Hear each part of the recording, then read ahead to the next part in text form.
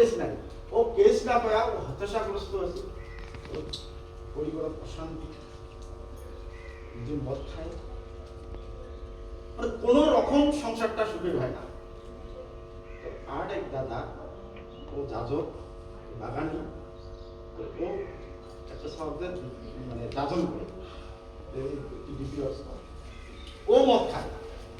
ও divorce কর যখন মদ খাওয়াটা বাদ হল, ও কিছু শিক্ষিত, মেট্রিক পাস করছে, তখন চিন্তা করে যে আমার বাবা একজনের শিক্ষিত, সেই উকিল দাদা যদি ধরা যায়, উকিল দাদা যদি বাইরে, তাহলে তো অনেক কাছে।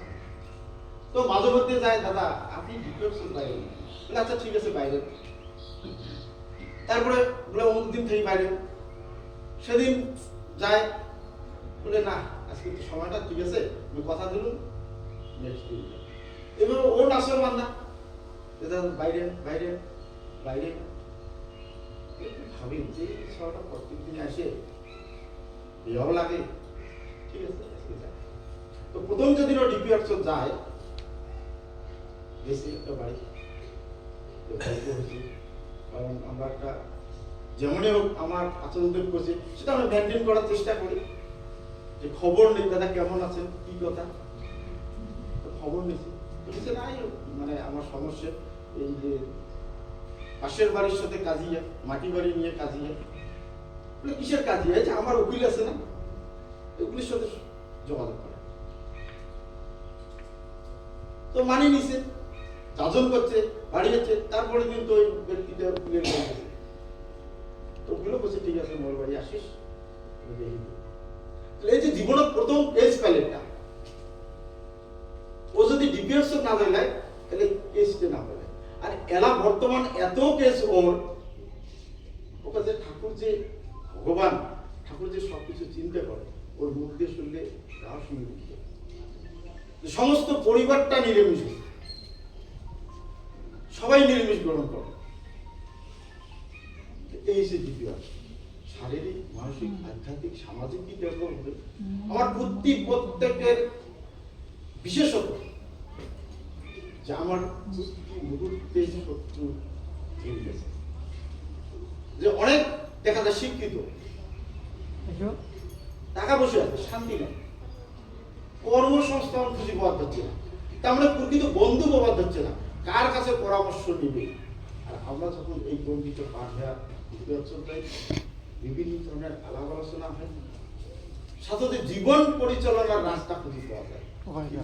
এই একটা আমরা যারা সমস্যা আছি, তার জন্য ডিটেলস করি, যে মোবাইল অ্যাপস আপডেট, এ সমস্ত আলাদা বিষয়, কিন্তু ডিটেলসটা হচ্ছে নিজের জীবনকে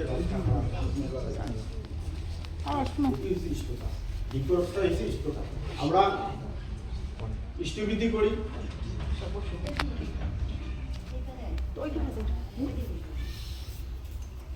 ইষ্টবিধিটা কিন্তু ইষ্ট কাজ না। আমরা যে সৎসঙ্গ করি, সৎসঙ্গটাও ইষ্ট কাজ না।